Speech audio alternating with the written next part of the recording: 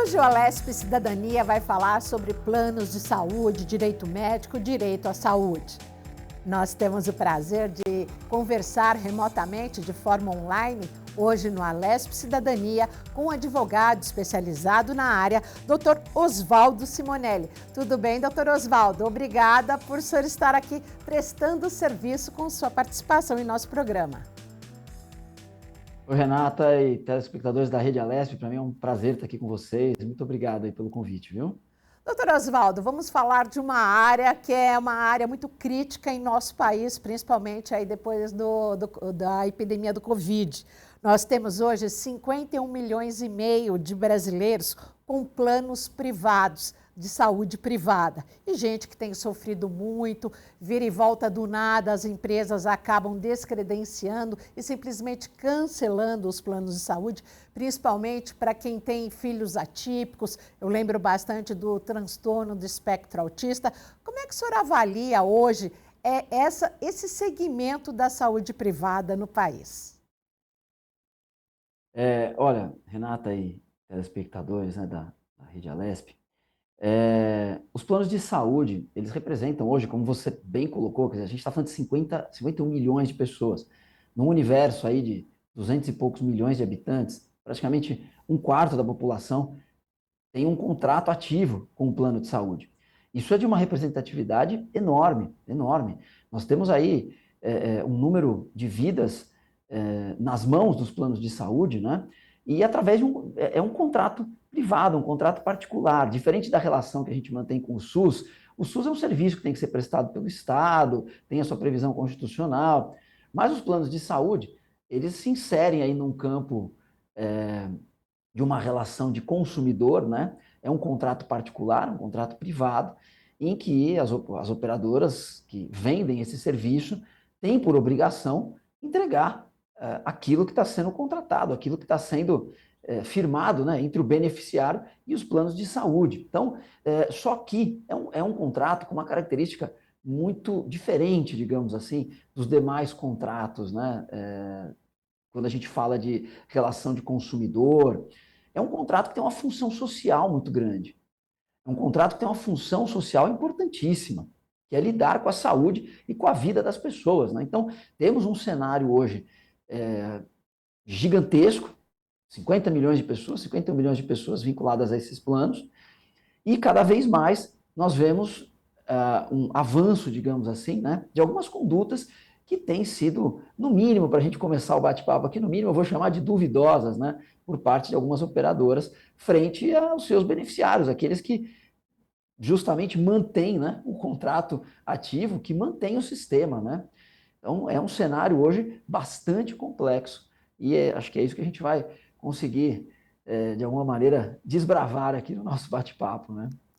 E segundo a ANS, a Agência Nacional de Saúde Suplementar, esses números são atualizados do último mês de agosto, desses 51 milhões e meio de brasileiros que pagam por um plano de saúde, 18 milhões estão aqui no estado de São Paulo. E aqui mesmo na casa, na Alesp, Assembleia Legislativa, nós temos de forma recorrente parlamentares realizando audiências públicas para esse problema tão grave, simplesmente do plano cancelar a pessoa, o associado, a pessoa que paga pelo plano de saúde. Eu destaco aqui, de imediato, a deputada Andréia Werner. Como é que o senhor vê essa questão de que, no momento em que a pessoa mais precisa, ou simplesmente num problema de saúde, onde a maior demanda por terapias, no caso, hoje, como se comenta muito, do transtorno do espectro autista, que inclusive chegou a bater em Brasília, o próprio Ministério da Saúde se pronunciou, o Ministério da Justiça. Como é que o senhor vê a situação e se o senhor tem clientes que o procuraram para tentar reverter essa situação da negativa do atendimento? Hoje, o que acontece? Nós caímos numa armadilha, né, ao longo dos últimos anos. Porque, sob a ideia de tentar, de alguma maneira, ampliar o acesso aos planos de saúde, o que, obviamente, é muito bom, as pessoas terem uma alternativa, né, fora do sistema público, mas sob a justificativa, então, de ampliar esse acesso, de popularizar o acesso aos planos de saúde. O que acabou se firmando no mercado são os planos coletivos, os planos através de pessoas jurídicas, né? O plano pessoa física, em que você vai com o seu CPF e contrata um plano de saúde, está cada vez mais restrito. O mercado hoje ele é amplamente dominado pelos planos corporativos, empresariais, coletivos por adesão, pequenas empresas, né, que o judiciário já tem chamado até de falsos coletivos. A pessoa só abre um CNPJ, só abre ali um MEI para poder contratar justamente o plano de saúde. Então, esse tipo de situação levou a um contrato que é diferente do contrato firmado com a pessoa física. É um contrato entre pessoas jurídicas. E a Agência Nacional de Saúde Suplementar, a ANS, que é o órgão que fiscaliza os planos de saúde, não possui uma regulamentação tão firme quanto nos casos de beneficiários pessoas físicas. Um exemplo claro disso são os reajustes. Eu vou falar aqui dos cancelamentos, mas só para puxar uma diferença básica. A ANS, ela determina o teto dos reajustes para os planos individuais, para os planos pessoa física. Normalmente fica ali na casa dos 6, 7, 8%, o reajuste anual, fica muito próximo da inflação do país. Os planos, pessoa jurídica, eles são reajustados de forma livre. O plano de saúde, existe uma resolução da ANS que diz quais são os métodos de reajuste e tal, mas o plano reajusta de forma unilateral, com base num cálculo que quase ninguém consegue compreender como é feito, e aí a gente assiste todo ano reajuste de 20%, 30%, e alguns absurdos que passam de 100%, 200%, 300%. Esses contratos pessoa jurídica, eles possuem cláusulas em que o plano pode cancelar, porque ele não está lidando com pessoas físicas, né? Ele está lidando com CNPJs. Então, quando aquele CNPJ contratante passa a não ser mais interessante financeiramente para o plano notifica, comunica e cancela com base numa cláusula contratual. E aí, o beneficiário, porque não é a pessoa jurídica que usa o plano, né? É uma pessoa física. Esse beneficiário tem que ir até a justiça, tem que tentar manter o plano válido. A gente já tem uma série de decisões judiciais que garantem pelo menos a permanência no plano enquanto a pessoa está em tratamento, mas muitos beneficiários ficam sem plano, do dia para a noite. Para não dizer do dia para a noite, vem lá uma notificação de 60 dias para o cancelamento. Então, essa é uma conduta que ela sob o ponto de vista da lei, os planos estão respaldados, porque não tem restrição. É plano PJ, PJ, pessoa jurídica contratando com pessoa jurídica. Mas do ponto de vista da função social desse contrato, é de uma abusividade tremenda. Hoje, Renata, só para você ter uma ideia, nós temos já nós temos aqui clientes, claro que a gente busca isso na justiça, mas nós decidimos nos organizar aqui e hoje eu estou presidindo uma associação que foi recém-criada, que é a Associação de Defesa dos Beneficiários de Planos de Saúde, porque isso precisa ser tratado de forma coletiva. Isso precisa ser levado, como você muito bem pontuou, precisa ser levado aos nossos parlamentares, precisa ser levado para que nós tenhamos leis que protejam, já que a ANS, nessa faixa de planos, ela não está protegendo o beneficiário, a gente precisa ter cada vez mais leis e posicionamentos firmes dentro das nossas assembleias legislativas e dentro do próprio Congresso Nacional para proteger esses beneficiários que estão ali na ponta. Não é uma pessoa jurídica que usa o plano, é uma pessoa física. Então a gente precisa ter regulamentação que coíba esse tipo de abuso e que desvirtua completamente essa função social desse contrato, que é o plano de saúde. Agora, doutora Oswaldo, eu gostaria que o senhor falasse de um outro problema também muito grave, que diz respeito a negativas de atendimento e a demora na liberação de um procedimento. Não sei se o senhor viu, você, nosso público, que também está antenado nas redes sociais, há 2 dias, o apresentador Thiago Leifert, ele que tem uma filha que tem câncer nos olhos, que descobriu aí com 2 aninhos, que é aquele problema de quando você bate uma fotografia, o flash acaba identificando o problema do retinoblastoma, que é uma mancha branca nos olhos, ele frequenta muito GRAAC, que é uma associação, um hospital que fica aqui bem próximo ao Hospital São Paulo, na Vila Mariana, no estado de São Paulo, que é o Hospital GRAAC, que atende o câncer infantil, e ele estava assim revoltado porque ele estava sendo procurado por pais, inclusive por médicos, de crianças que tinham sido identificadas com o mesmo problema da sua filha, e que uma das maiores operadoras do país disse que só ia liberar o atendimento para começar a quimioterapia em mais de 30 dias úteis, que é um verdadeiro absurdo, né, nessa questão. O senhor ficou sabendo desse caso e de outros casos semelhantes? Sim, eu acompanhei esse caso através das postagens, né, do Thiago Leifert. Veja, existe a ANS regulamenta essa questão no que se refere aos prazos máximos de atendimento das operadoras. Nesse caso que ele relatou, a operadora enquadrou o atendimento no que seria uma internação, atendimento em regime de internação eletivo. E aí, essa internação sob o regime eletivo, a ANS dá um prazo de 21 dias úteis para que a operadora libere. Então, é um absurdo. A gente precisa entender exatamente a origem do caso, mas é óbvio que uma criança que está vinculada a um sistema de atendimento de câncer, né, não é uma espera de 21 dias úteis. É o que eu mencionei, quer dizer, da função social desses contratos de planos de saúde. Eles não estão sendo cumpridos, eles não estão sendo observados.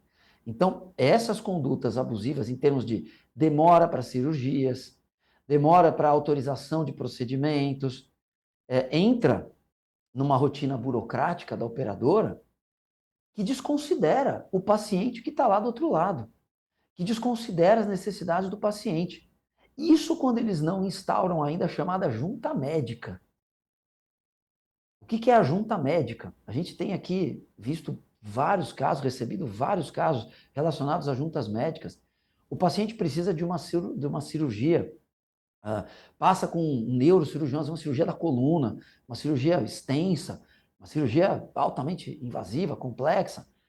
O médico que acompanha esse paciente faz o seu relatório, indica tudo que precisa ser feito para que esse procedimento aconteça, e a operadora simplesmente recebe esse pedido, instaura a chamada junta médica, porque a ANS assim permite, nomeia ela mesma um médico desempatador. Na verdade, ela dá 2 ou 3 opções para o paciente escolher quem ele quer como desempatador, mas são 2 ou 3 opções da própria operadora, trazida pela própria operadora, cujos honorários vão ser pagos pela própria operadora. Então, nós temos aqui mais de 90% dos casos de juntas médicas é negado o procedimento, ou pior, esse procedimento é alterado. Aquele desempatador diz, não, não é isso, tem que fazer isso. E aí, o que acontece? Pois é, e aí fica por isso mesmo, e esse paciente tem que judicializar. Porque a operadora diz, olha, está aqui a decisão do desempatador, não vai ser feito o procedimento. Ou vai ser feito de acordo com o que o desempatador disse. Só que aí, veja a situação. O médico que acompanha o paciente, o médico que sabe das necessidades daquele paciente, ele é obrigado a fazer um procedimento. E outro médico que nem viu o paciente, que não teve contato nenhum com esse paciente, só através de papelada, decide que o paciente não tem direito ao procedimento. Então, nós estamos passando por uma fase dentro dessa relação com os planos de saúde e eu não consigo enxergar uma solução a curto prazo, a não ser que a ANS seja mais firme com relação a isso. A ANS tem os seus canais de reclamação. Um deles é a NIP, que é a notificação de intermediação preliminar. É um procedimento administrativo que o próprio paciente pode abrir. Mas eu vou te dizer, tem NIP aberta há mais de 10 meses, sem solução. Agora, em dezembro, vai completar 1 ano de algumas NIPs que nós temos aqui, que a gente acompanha, sem solução. A ANS não decide. Então, a judicialização da saúde me parece ser um caminho sem volta e galopante. Eu não consigo ver a perspectiva da gente diminuir essa judicialização como muitas pessoas colocam, a gente vê eventos, né, sobre judicialização da saúde, eventos até organizados pelo judiciário, porque o volume de processos é gigantesco contra as operadoras, mas eu não vejo possibilidade disso retroceder, diminuir, justamente porque a cada dia surgem novas posturas como essas. Então, essas negativas, voltando aqui ao início, né, você imagina, você tem uma criança que está precisando de uma autorização de um procedimento, e que só se resolveu nesse caso porque foi uma pessoa que é publicamente exposta, que tem um alcance gigantesco Que nas tem suas redes milhões de sociais, seguidores. que é o Thiago Leifert. Agora, quantas crianças que estão nessa mesma situação que não tem solução? Muitos acabam não chegando ao judiciário. A gente tem casos de pacientes aqui que, infelizmente, morreram aguardando uma decisão judicial, não deu nem tempo. Não deu nem tempo. Entrou com a ação judicial, o juiz às vezes não concede a liminar ali logo de cara, vai pedir para a operadora se manifestar antes de Existe decidir. isso? Sim, existe. Infelizmente. Infelizmente. O juiz prefere aguardar a perícia e o paciente fica ali esperando. Então, é uma conta, desculpa até a expressão, Renata, mas eu chamo assim de conta macabra que é feita pelas operadoras. É uma conta macabra. Porque joga-se com a vida das pessoas em cima de uma questão financeira. Eu entendo. As operadoras, elas não são entidades beneficentes, elas são entidades que visam lucro. E está tudo bem. A Constituição permite a livre iniciativa, está tudo certo. Mas é um lucro que não pode se sobrepor à função social primária desses contratos, que é cuidar da vida das pessoas, né? Então, infelizmente, sim, esses casos como o que o Thiago Leifert trouxe a público, eles são muito recorrentes, infelizmente. E a gente vive isso agora, até em função dessa questão das operadoras de planos de saúde, cada vez menos a gente tem. Nós temos uma concentração muito grande de operadoras de planos de saúde privado, e isso acontece em função da longevidade, hoje, até em função da própria pirâmide da população, a pirâmide demográfica, nós temos muito mais idosos do que jovens entrando na base da pirâmide, e com isso uma concentração, um uso maior da saúde privada, por isso não está se pagando e as empresas estão preferindo cair fora? Eu não concordo muito que isso não está se pagando pela seguinte conta. O reajuste quem faz é a própria operadora. Então, como é que eles podem dizer que a conta não fecha, que a conta não se paga? Ora, você tem um plano que hoje você paga X, daqui a um ano vem um reajuste de 80%. Vai pagar quase o dobro do plano. Então, essa é uma narrativa que as próprias operadoras colocam, soltam no mercado. Recentemente tivemos aí uma onda de alegações de fraudes, fraudes bilionárias em cima dos planos. Veja, eu não consigo enxergar. É um modelo muito parecido com o previdenciário? Porque você tem as pessoas que estão trabalhando hoje pagam o INSS para sustentar o sistema lá na frente, sustentar aqueles que não recolhem mais. Mas não é o caso dos planos, porque os planos continuam recolhendo de todo mundo. Não existe uma gratuidade, né? Não existe um benefício como o INSS, em que você paga a vida toda e depois você usufrui de uma aposentadoria, de algum benefício financeiro. Esse sistema dos planos de saúde, ele é um sistema que todo mundo paga a vida inteira e continua pagando até morrer. E com os reajustes que são aplicados nesses casos e que estão fora dos planos individuais e familiares, né? Em percentuais que são cálculos atuariais, né, que se chama, são os cálculos atuariais que elas fazem, que envolvem inclusive a própria sinistralidade, ou seja, quanto mais você usa o plano, mais caro ele fica. Essa é a regra que a ANS permite que aconteça hoje. Né? Então, eu não vejo essa evolução que os planos colocam, até em matérias jornalísticas, eu não vejo essa evolução negativa em termos de sustentabilidade do sistema. Nós tivemos uma queda muito grande de beneficiários durante a pandemia, o que foi natural. Muita gente sem trabalhar, muita gente perdendo emprego, as pessoas saíram dos planos, mas já voltaram. Os planos voltaram a crescer. Tanto que a gente está falando de um contingente de 51 milhões de pessoas sustentando um sistema, né? Não é barato? Longe disso. O custo hospitalar é alto? É alto. A conta médica, a conta hospitalar não é barata. É só a gente pegar aí o quanto custa, né, uma internação, uma diária de UTI, por exemplo, num grande hospital, é caríssimo. Mas quem usa isso por um período longo? Eu tenho aí quase 50 anos de idade, pago o plano pelo menos há mais de 20 anos, eu nunca usei uma diária de UTI. Então, a minha parcela está sendo paga de maneira não utilizada, né? Então, esses cálculos, eu discordo quando as operadoras colocam que a sustentabilidade do sistema está em risco, tal. Não é bem assim. Não é bem assim, porque o reajuste, além dos reajustes por faixas etárias, né?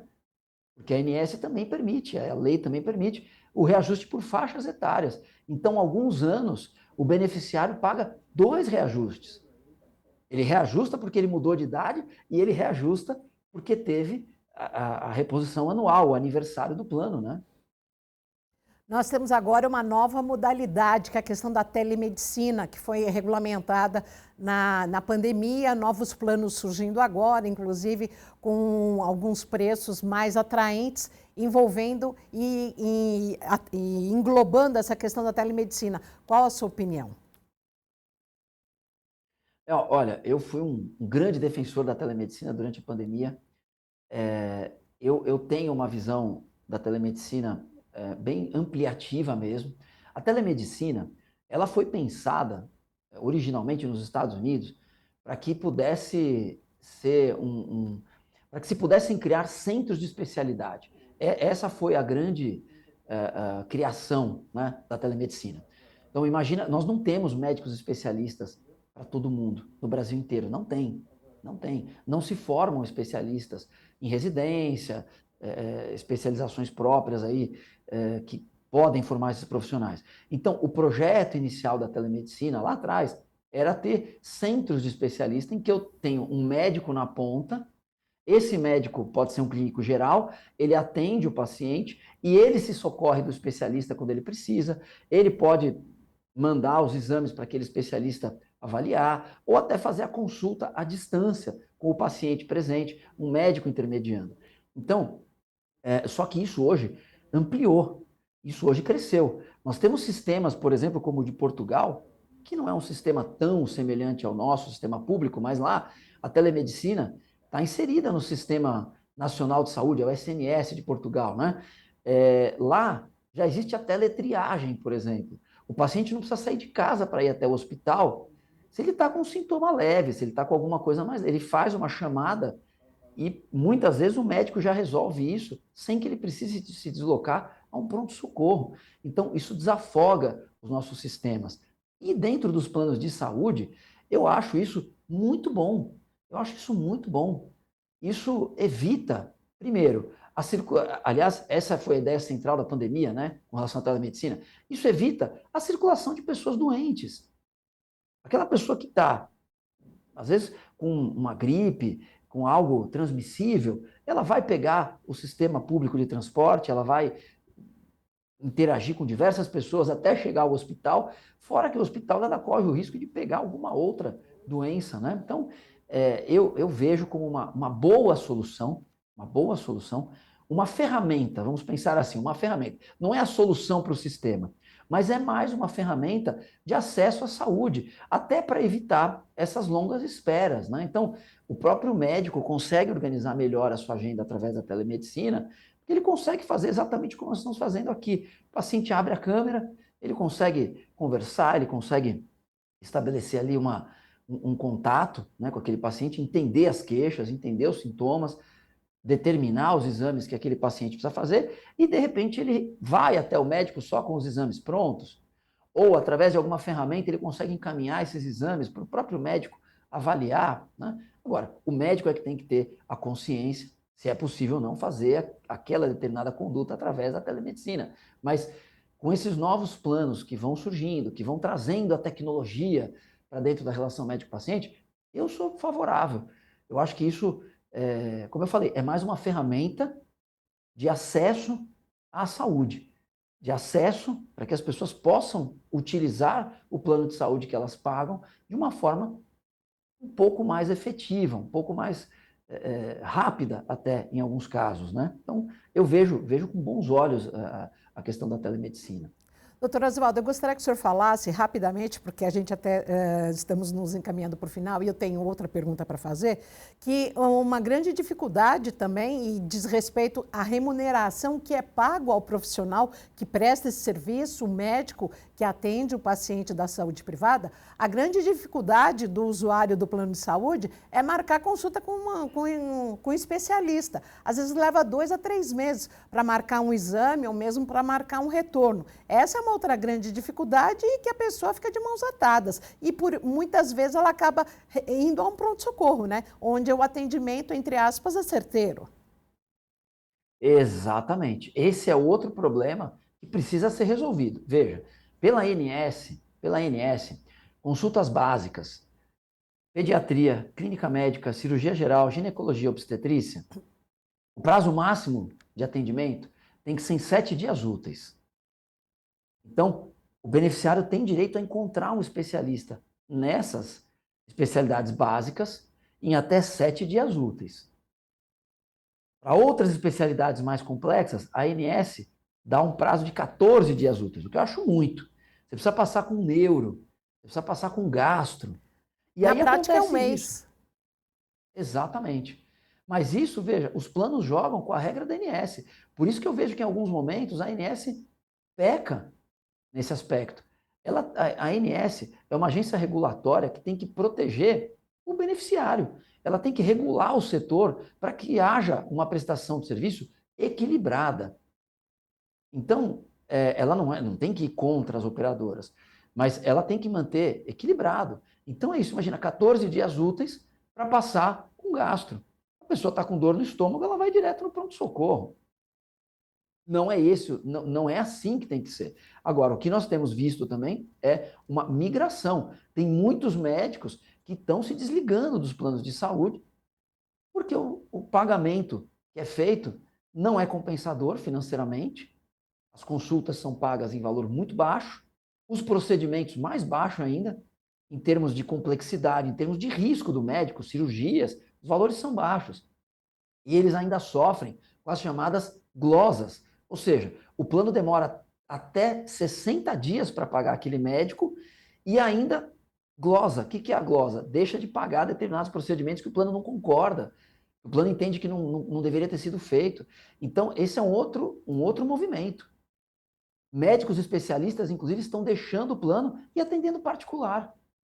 Financeiramente, para esses profissionais, tem sido muito mais vantajoso, né?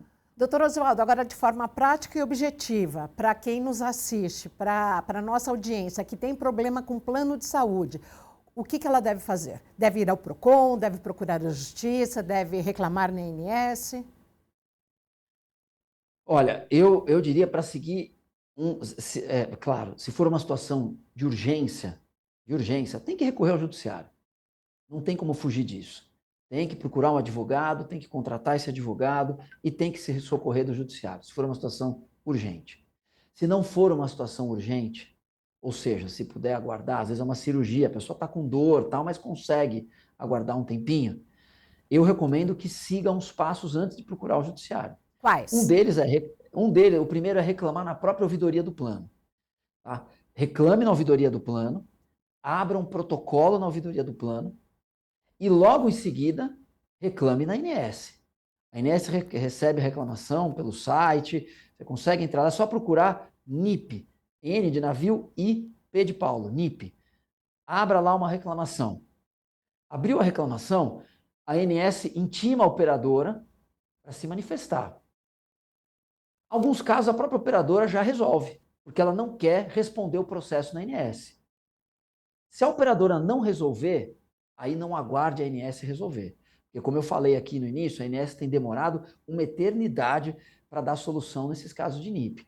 Então, se o plano não voltou atrás, aí você tem que procurar o advogado e judicializar para fazer o procedimento. Eu destaco que aqui na casa, na Alesp, nós temos a Lei 17.832 de 2023, que cria a consolidação das leis em defesa do consumidor do Estado, que unifica 64 leis já existentes sobre essa questão da saúde aqui na Assembleia Legislativa que vigora no Estado de São Paulo. Dr. Oswaldo Simonelli, advogado especialista nessa área de saúde, muito obrigada pela sua participação aqui no Alesp Cidadania. Imagina, Renata, telespectadores da Rede Alesp, eu que agradeço. E não deixem, o recado final é esse, não deixem de brigar pelos seus direitos. Vocês têm direitos, enquanto beneficiários de planos de saúde, como consumidores, certo? Então, não deixem de lutar por esses direitos, porque é um serviço que é pago, não é barato, e ele tem que ser prestado de forma efetiva. E a você, muito obrigada pela audiência. Audiência multiplataforma da Rede Alesp. Até mais!